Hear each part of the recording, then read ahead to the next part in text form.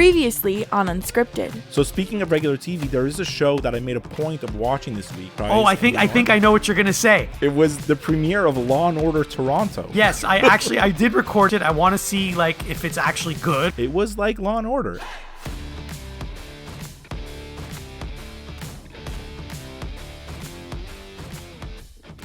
Okay, Skip. So today we're going to talk about songs with one-word titles. But before we get to that, I'm sure you heard the news a few weeks ago that at the next Winter Olympics, NHL players will be participating. I was very happy to hear that, actually, and not surprised at all, and actually really frustrated that we haven't had the players at the Olympics for the last few Olympics for actually no reason, really. Well, the reason it hasn't happened is because of greed. That's why. Yeah, of course. Yeah. So I don't know about you, but anytime there's an international hockey tournament that Canada is participating in, I expect Canada to win gold. That's what I expect. Mm-hmm. Anything less than gold to me is disappointing. I don't have that expectation this time. Well, all these so-called experts have tried to predict what the Canadian roster is going to look like, although it's 2 years away. Yeah. And I've seen some of the rosters on paper, and I have to say, Canada does not have a good team. No, don't get me wrong. Canada has a good team. I mean, obviously, if you start having, Cale Makar, McKinnon, Crosby probably will still be there. Like, it's still a loaded team. It's just that USA's team is maybe better. And the big thing is the goaltending. Like, Canada doesn't have a goalie. Well, that's what I was going to get to. Canada does not have... I was stunned when I saw the 3 goalies they put on the roster. I'm like, really? Yeah. These are the best 3 Canadian goalies you can come up with? And if that's true, that's terrible. Because one of them was Curtis Skinner on the Edmonton Oilers. I'm not even sure if he's the best goalie on the Edmonton Oilers, let alone in all of Canada.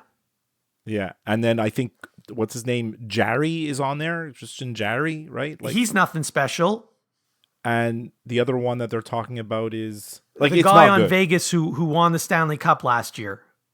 Yeah, but is that a fluke or is that real? Exactly. Is that a fluke? He did it once. Yeah. Yeah, I know. So it's not a good situation. It's a problem. I would like to ask, Patrick Waugh or Martin Brodeur to come out of retirement. Maybe Carey Price could come out and just do one tournament. He's still under contract, by the way. I know. Maybe he can tape up his knee and just do one tournament. But there were some other names on the list. Forget the goalies for a sec. Mm-hmm. A guy like Zach Hyman, a guy like Ryan Nugent-Hopkins. And, these guys are on the Edmonton Oilers and they get a lot of goals because they play with Connor McDavid and Leon Draisaitl. But that doesn't necessarily mean they're good.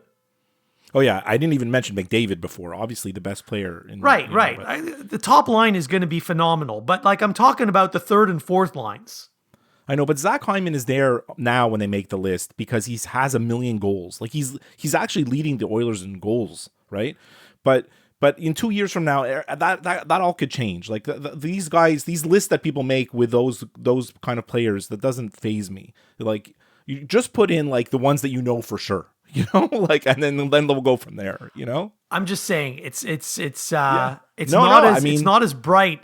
I'm not as optimistic as I usually am. No, me too. But we'll still watch and we'll get behind our team, we'll get behind our country, and we'll hope for the best. I really hope, and I'm not going to mention his name, I really hope that guy on the Bruins that's always on Team Canada is not there. I can't stand that guy. You don't even want to say his name. It's like a Harry Potter situation. He doesn't deserve to be named. My God, it's too funny. So, do we have any listener mail? Mailbag. We do. We have some listener mail. We have a disgruntled listener. Uh-oh. That's not good. Yeah. My uncle, Lenny, called me and he said, I haven't watched any of the shows that you guys have been talking about, like your last 4 episodes. And he says, we're discriminating against non-streamers. He's right. We are discriminating against non-streamers. That's true. Yeah. I mean, I think he does have some streaming services. We did briefly talk about Law and Order Toronto for a few We seconds. did, yeah, and he had a comment about that too, but I'll just let that one go. Keep it PG.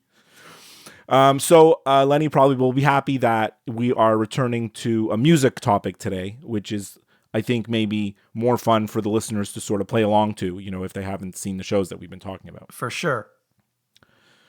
Mark from Philadelphia. As you know, Josh, Mark is a chemist. Yes, I'm aware. Oh, so he must have liked lessons in chemistry. Yeah. So the show Lessons in Chemistry is particularly interesting to him, and he sent me 12 separate texts, each with half sentences. He says, "I'm a chemist who listens to jazz. What does that say?" So I think he's, thinking about him. The show is about Mark. World. Yeah. He says the book was better than the show, and he thinks that the 4.5 rating that we gave is about right. And he thinks of the incident, when he gets hit by the bus. He says, the incident is well done, leaves you shocked. He says, I was shocked, and I knew it was coming. How did he know it was coming? Oh, because he read the book. Because he read the book. Okay. Right? So I think, I didn't like the bus incident, but Mark disagrees. He thinks it was well done. Derek, this is a great couple messages on Facebook from Derek, our friend here in Montreal. 6 days ago, left a Facebook message. I just started reading the book this morning. Should be able to provide a high-level book report soon. Last night, second post. So I finished the book. It was okay, 3 out of 5. I don't think the author is a particularly great writer, and I didn't like her style of writing, and of course, I already knew the gist of the plot. The one neat thing was to see where the TV writers deviated from the book. The biggest difference was in the book, the neighbor, Harriet Sloane, is a middle-aged white woman with grown kids stuck in an unhappy marriage. And she, not Fran Frask, is the one who ends up with the producer, Walter Pine. So that's a big difference. Totally different. Yeah. Overall, this one is very... This one is one of the few examples that I can think of where the TV or film version is actually better than the book. So he disagrees with Mark. Mark liked the book better. Derek liked the show better. So we should have them on like a round table and have them debate. I think we already talked enough of maybe about Lessons in Chemistry, but yeah, we could. That's listener mail. We'll be right back after this to talk about songs with one-word titles. You're listening to Unscripted. Are you taking a month-long vacation in the stratosphere and you know how hard it is to hold your breath? Are you the cosmic kid in full costume dress? You've got a nice little place in the podcast universe with Set Listing Bruce. Set Listing Bruce is your podcast for all things Bruce Springsteen fandom. We discuss his music, we talk about his tour, and we also talk to fans of other musicians and share their story of their passion, their fandom, and the way that their favorite artist music makes them feel. Set Listing Bruce, a Bruce Springsteen fan podcast, is available wherever you find podcasts. Remember, there is magic in the night. And now, back to Unscripted. Okay, Skip, we're back. And the topic for today is songs with one-word titles. You had texted me, I guess, a week ago or so and said you wanted to do a music episode. And off the top of my head, I thought, why don't we do songs with one-word titles? There's tons of them. So sure enough, there are tons of them. So it was a fun episode to do or to research, because a fun topic to research, I should say, because there's so many songs to choose from. I guess the hard part was narrowing it down to 5. Yeah, this is the one where there's tons. Like the list is, the preliminary list is huge. Like I texted you saying we made some side rules, like which we decided on no proper names. So like, for example, Allison is out, and no places, right? So I was actually going to include Bob Cajun by the Tragically Hip, but it's the name of a town. So like we agreed, like no names and places, just one words. And then I went through all the songs I made a playlist on my phone with all the songs that qualified under these conditions. And I had 129 songs to start with. So because the list was so big, like my first draft was so huge, I kind of made a decision, and I didn't tell you what I was going to do with my 5. So I actually challenged myself to come up with 5 songs that I really wanted to include songs from artists that I hardly ever mention, or actually never mention on our show. Because as I started making my first list, I was like, okay, this is going to be another list of me making a list of songs with Bruce Springsteen, Casey Musgraves, The Smiths, John Hyatt, like all the same artists that everybody knows that I already like, right? Like I could, like, there's tons of them. Like I could have made a whole list of just Bruce Springsteen, you know? But I mean, usually we limit ourselves to one artist anyways on these lists. So I decided to like really challenge myself, and I have 5 songs here that are all from artists that I've very, very rarely mentioned, possibly never mentioned, you know? So I think it should be kind of interesting. Okay, well, I didn't do that. So I know, I some didn't of even these tell you. artists, some of these artists I have mentioned, some of them I haven't. Right. Yes, there's some interesting things about my list as well, which I'll divulge after we're done. You know, actually, when I started doing this, I was like, I could actually make a top 5 that would be like one word, obviously, but just colors. Like I was able to make a top 5 of like black, blue, red, yellow, and then maybe one other, I forget. Like I was able to do all just colors. It was pretty amazing. That is cool. Okay, well, since this was my idea, I guess I'll go first. Sure, let's hear it. Starting with number 5. Number 5. These are all songs with only one word in the title. And this song, not only is there only one word in the title, but the title of the song is One by U2. We're one, but we're not the same. We get to carry each other, Whoa. As I was making my list, like, and then I didn't mention YouTube, but like, this is the obvious choice for this list. Like literally, it's one word and it's the word, right? Right. So, I mean, it was released in 1991, song by U2 off the album Achtung Baby. And so the song is often used by the group to promote human rights or social justice causes. And it lends its namesake to Bono's charitable organization, which is called the One Campaign. I was not aware of this. You probably know this. There were 3 different videos created for this song. I just remember the one with the buffalo. Right. That's the one I remember.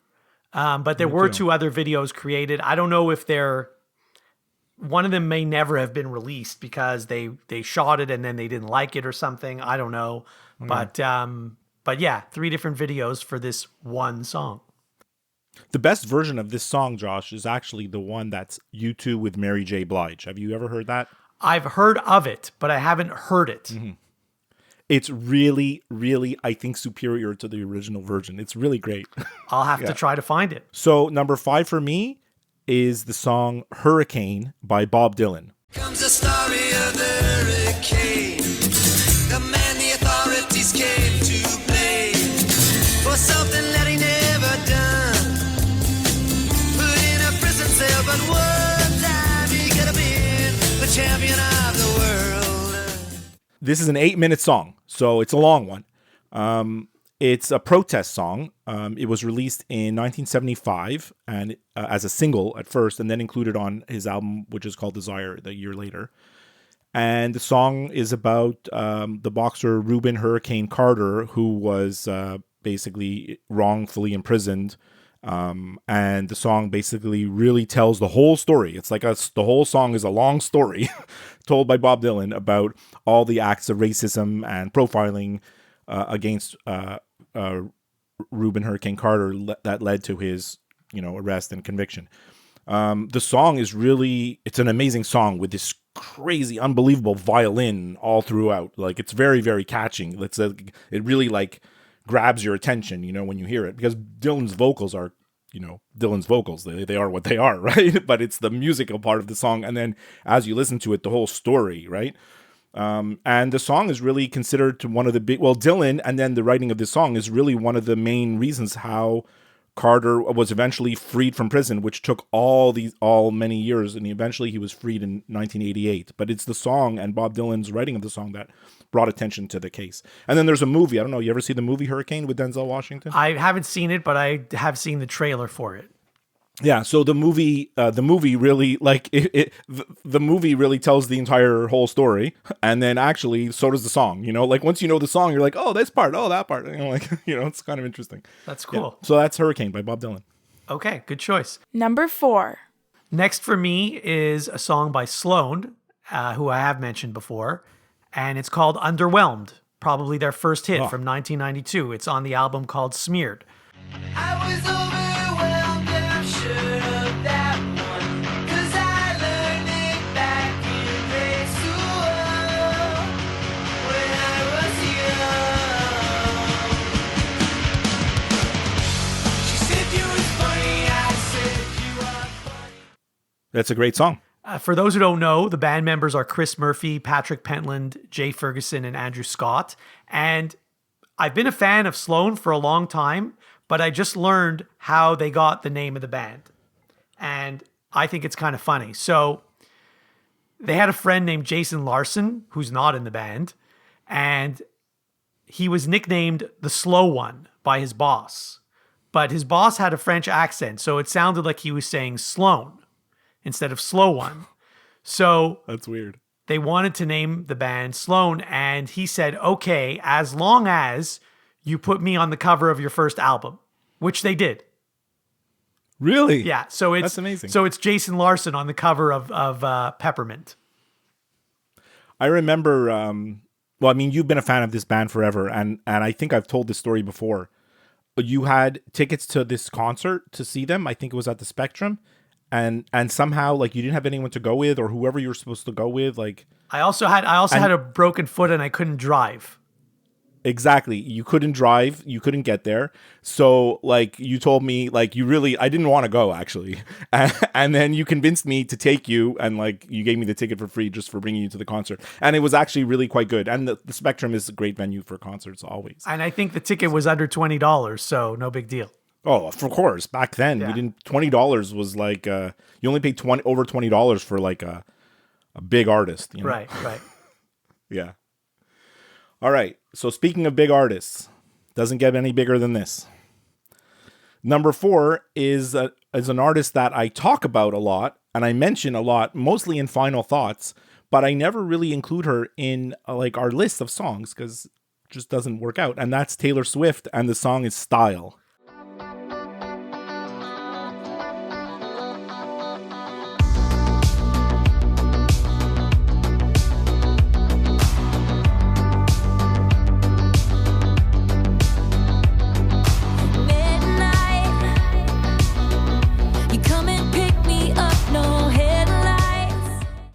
When I told my daughter that we were doing songs with one-word titles, right away she's like, "Oh my god!" Because Taylor Swift has like 10. Like there's like so many that are one-word titles. Like it works out that way. So the song Style was from the album 1989, which came out in 2014. But then, are you aware of like what Taylor Swift is doing by re-recording her own music? Do I need to explain this to you? No, you don't need to explain. So yes, she's recording all her songs again, and they're called Taylor's version.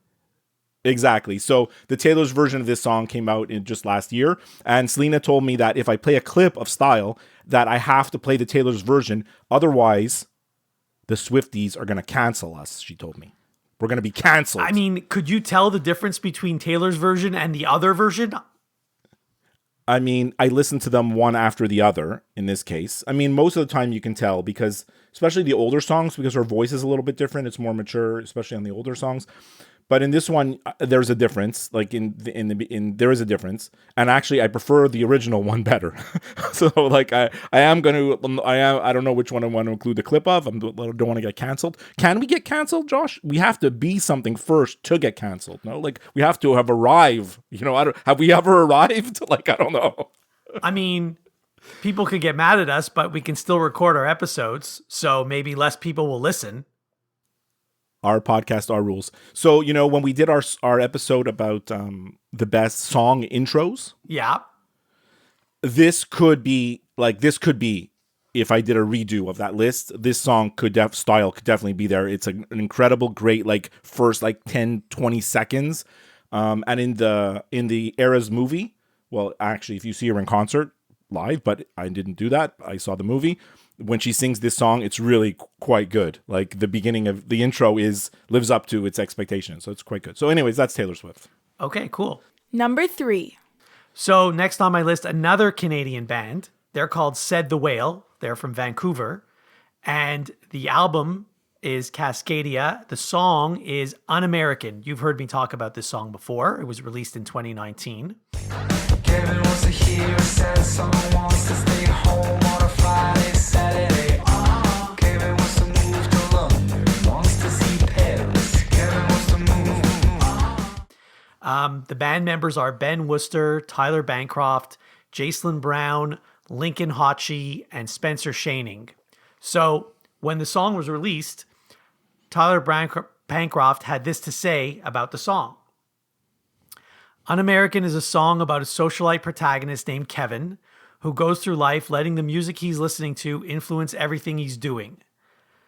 Through it all, he just wants to be a good person. Around the time I was writing the song, I kept hearing the label Un-American being given to people who were upset and bewildered by Donald Trump's antics. And so I started to equate Un-American with good and decent because bewilderment seems like the most normal response to someone as unhinged as Donald Trump. I love it. I love that. That's amazing. I didn't know what the song was about until now. Kind of ruins the song because I don't like to know when it's about. I don't that know. kind of I don't stuff. like to know either, but it is a good song. So Good stuff. All right, number 3. I'm going to tell you the artist and you're going to say what, but then you probably do know the song.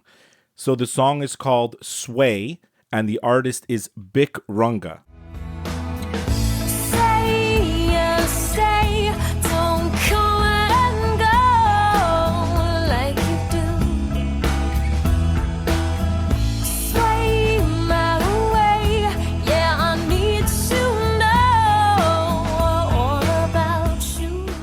It's from the American Pie soundtrack. That's how I discovered it all the way back in 1999.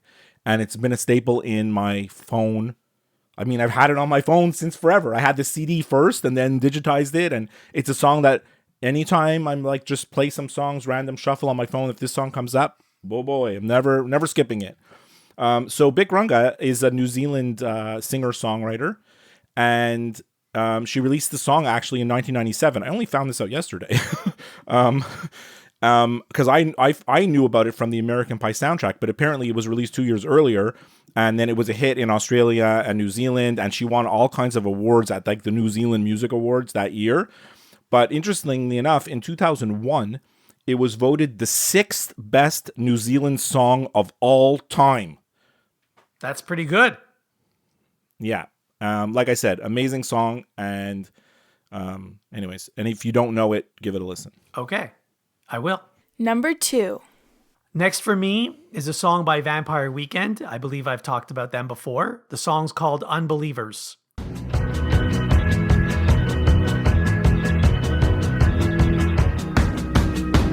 Got a little soul, the word is cold, cold place to be.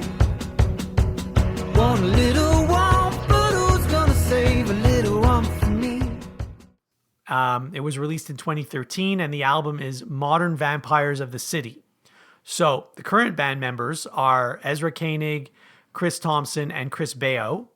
The band initially premiered Unbelievers in a live performance on Jimmy Kimmel on Halloween of 2012. And they also performed the song live on an episode of Saturday Night Live. Really very nice and good. Number 2 for me is the song Taxi by Harry Chapin. It was raining hard in Frisco.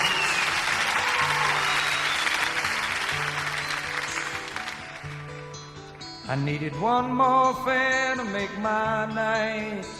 A lady up ahead waved to flag me down. She got in at the light. So the song was released in 1972. It's a total story song, like many of Harry Chapin's songs. It's told like in the first person, the whole thing. It's literally like reading a story, right? So it's the autobiographical ballad told in the first person to tell the story of Harry, the cab driver, who meets an ex-girlfriend from his youth when he picks her up in his cab. And it's really like an incredible little story, you know? Like imagine you're like down and out cab driver, picks up this fancy woman, drives her home, and halfway there realizes that it's his ex-girlfriend from high school. And like they reminisce about all the times. And I mean, really, it's a story about like regret, to be honest. You know, he has regrets and she does too, even though her life seems perfect. But interestingly enough, the song actually, in 1980, he made a song called Sequel, which is not really good, which continues the story of the same characters, Harry and Sue. I only read this morning. He debuted the song on The Tonight Show with Johnny Carson. And The Tonight Show had so many calls, and believe it or not, telegrams, because it's 1972, from viewers requesting that he return to the show. And this is the first time in the show's history that Johnny Carson brought a performer back the very next night for an encore performance. Oh, the very next night. I thought you meant like return a few weeks later or a few months later. No, the very next night. Pretty crazy. No, that's pretty crazy. So yeah, I do love this song, and specifically I prefer the live version. So yeah. So you went all the way back to the 70s, right, for that song? I did two songs in the 70s. Actually, more than one, because my number one you're going to see. But yeah, I have a bunch of 70s. Number 1. Okay, so I'm at number 1 now. You think you know what it is. You said you wrote it down, right? I wrote down on a piece of paper before we started saying one of your songs is something, and now we're going to find out. Okay, so no surprise, it's a song by the Tragically Hip. Oh, geez. Okay. And I was wrong. okay. And the song is called Fireworks. It's from the album Phantom Power, which was released in 1998. So that's a tremendous song. if you know, I mean, if you've heard the song, you know they talk about the 1972 Summit Series and the winning goal, and Bobby Orr's mentioned in the song. And the other thing that's mentioned in the song is the Canada Fitness Award Program.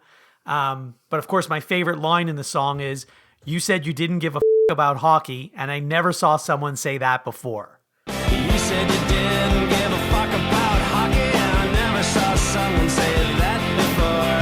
You held my hand and we walked home the long way. You were loosening my grip on Bobby Orr. It's a great song. It's really, really a great song. So in case you wanted to know, I'm holding it up for the viewers. Oh, that's a good one.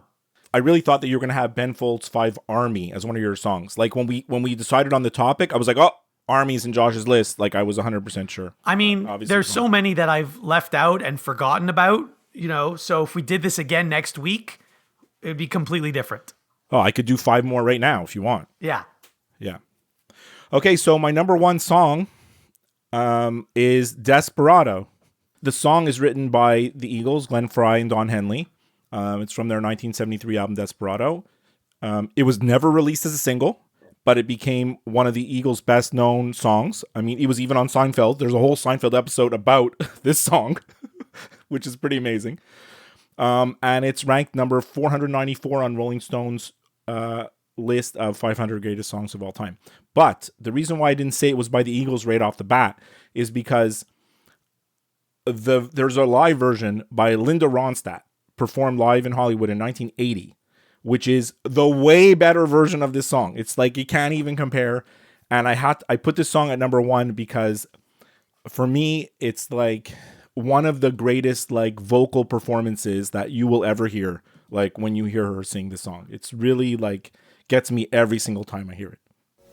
Desperado, why don't you come to your senses? You've been out riding fences for so long now. Oh, you're a hard one. I know you got your reasons. These things that are pleasing you hurt you somehow. So that's Linda Ronstadt. And there's also a parody of the song called Avocado. Yes. yes, avocado. I didn't realize what you were talking about right away, but now I know it. Yes. Did you have any honorable mentions? I didn't write down any honorable mentions, but like I said, I had 129 songs. Obviously, like U2 1, I think was right there for me. So was Ben Folds 5 Army. A few others that were close that I considered was Night Shift by the Commodores. Freedom by Wham, believe it or not. And then like if you're getting into songs from artists that we talk about a lot, Alive by Pearl Jam like was right there. And then Springsteen has a bunch, right? Like Backstreets would have been there, for sure. Badlands And Jungle Land. Yeah, Jungle Land. I felt weird about including songs that were like kind of 2 words, like compound words, Actually, I was going to ask you a few days ago, T-shirt, does that count as 1 word? Well, that's a weird one because that's like actually, is it hyphenated? No, it is hyphenated. I think it could be hyphenated or it doesn't have to be hyphenated. I think T-shirt is 1 word. So there's a song by the Beaches called T-shirt. I didn't include it, but it made my... I mean, we could get the grammar police involved if we really want to, but... The Beaches have a few songs with 1 word like Lame and Money. Catfish and the Bottlemen have a song called Soundcheck, which I really like. There's Dreams by the Cranberries, also Linger by the Cranberries, Wonder by Natalie Merchant. So these are some of the songs that I was considering when I made my list. But a few interesting things about my list, there's 3 Canadian artists on my list. But there's also, our show is called Unscripted, which starts with UN. There's 3 songs that start with UN on my list. I love that. Okay, we'll be right back after this with some final thoughts. You're listening to Unscripted.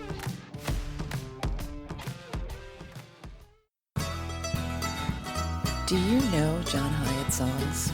Maybe you know them from being covered by Roseanne Cash, Three Dog Night, the Neville Brothers, Emmylou Harris, Eric Clapton, B.B. King, Jeff Healey, Bonnie Raitt, or literally hundreds of others. Maybe you have some of his albums on your shelf or in your cow-horned Cadillac right now. I'm Jesse Jackson. And I'm Sylvan Groff. And we're going to dive in from A to Z. Join us on the Perfectly Good podcast. We're going to discuss all of your favorites and uncover some forgotten gems, from Aces Up Your Sleeve to Zero House. Rate and debate every John Hyatt song on the Perfectly Good podcast. Have a little faith. Unscripted with Skip and Josh is available wherever you listen to podcasts. If you listen to the show through Apple Podcasts, please leave a review. To interact with the show, send an email to skipandjoshshow@gmail.com. Follow the show on Twitter and go to Facebook to like the show page. And now, some final thoughts from the guys. All right, so I do have a couple of final thoughts, but they're really just follow-ups to last time's final thoughts. Okay, let's hear it. So did you watch The Greatest Night in Pop? I did actually. I'm glad you brought it up. Did you like it? I liked it. I didn't love it. I have questions. Okay, when they were filming all this back then, did they know they were going to make a documentary like now? That's one question I had. Well, no. I mean, all the footage is from them. I don't think they knew they were going to do a documentary. I think all the footage they have was mostly for the music video, and then they're interviewing the other guys now. Like they're interviewing Springsteen, Lionel Richie. That's the documentary. Right. The other interesting thing is and maybe this happens with every song that's recorded in a studio, but they never sang the whole song in one take. Like they did this part, and then they did this part, and then they did this part, and then the producer goes and splices everything together, and then you get a song. I don't think they ever sang the whole song in one segment. It would be interesting to get like a proper musician or music producer that knows, or if you know someone, because I thought the same thing, right? I'm like, they recorded this all in parts, and I don't know if this is a common practice or if it was because of the circumstances, because they only had one night to do it and they had all these people there, so they had to really be organized in the way they were going to do stuff. Like they even showed like Michael Jackson doing his parts before everybody else arrived, right? So I think songs do get put together in production, but maybe this is a more extreme. I think it's maybe the more extreme version that we saw, but it's pretty amazing. Like that, we know the finished song, and then here they never actually sing the whole song. Like right? And the most interesting part for me was Cyndi Lauper, because I remember her part on the real song, and then when they were showing her doing it, and like she did it like 3, 4, 5 different takes. The first few, I'm like, that's not what she did on the album, because that's not what I remember. Then only the last one, I'm like, that's the one I remember. So, but it's funny because my impression of Cyndi Lauper is not that she's just like a pop star. I never thought that she was this great vocalist or anything, but if anybody really impressed me from watching this Netflix thing, it's her, right? Like her part is like a powerful part. Like her 3 seconds of singing is really like one of the highlights of what you see of how they recorded the song. It's really quite impressive. The other thing that was interesting, so yes, they had to do it that night because most of the artists were already there for the American Music Awards. And I think they started arriving around 10 o'clock at night, and they were there till I think 6 or 7 in the morning. So that's a long time. A hell of a long time. Hell of a long time. That was surprising to me. I think that, they tried to make it seem like there was some conflict, and maybe there was, but I don't know that there was as much conflict as they made it seem. No, I mean, the only conflict that they really showed us the most of, well, I mean, there's a couple parts, right? Like, what's her name? Sheila E. like walks out. Like, and didn't Waylon Jennings also walk out? He walked out at the very beginning. He's like, I'm not doing this, right? He's like, I'm not here all night. So like, we didn't even know that Waylon Jennings was supposed to be part of We Are the World because he was never in it. We found that out by watching this. Same thing with Sheila E. We didn't even know that she was really part of this because she left. And I agree with why she left, because in her mind, they didn't even want her. They just wanted her to get Prince to come. Right. Which, that's not right. And the other interesting part is they have this weird thing at the beginning where they're like, where they're deciding like which artists they want to include. Like they're talking to the producers, and then they're like, well, we need to get Cyndi Lauper or Madonna. Like, why can't you just have both? Like, Madonna wasn't there, and she's certainly the biggest star of the time, right? Right, and that surprised me too that Prince wasn't there, even though Sheila E. couldn't get him there. Why didn't he just come on his own? He didn't want to. Prince, he's like he's an enigma, he's a mystery wrapped in a riddle. So, anyways, I like the show, and anyone who grew up in the 80s like us, I think it's a good watch because it's very nostalgic, and you get a real behind the scenes of like this song that we all know, right? Like, it's pretty amazing. It was pretty cool how it was done. Yeah. Yeah. The second thing I want to ask you is, did you ever watch Law and Order Toronto? I've seen the first 2 episodes. I think there've only been 3, I think. Yeah, I only watched the first 2. I didn't see the third one. But do you like it? Do you think it's good? I mean, it's just like regular Law and Order, just happens to be in Toronto. Yeah. That's all. I agree. And you were saying to me how the stories they pick are supposed to be like torn from the headlines. So the second episode, I didn't know that story if it was. Exactly. The first That's one, what I was going to say to you. I don't know that story. But apparently there's going to be an episode that involving the mayor of Toronto, which I think that's going to be hilarious. There's going to be an episode involving the mayor of Toronto, like getting caught with drugs, right? Like, that's what it's going to be. I can't wait. I can't wait for that. Yeah.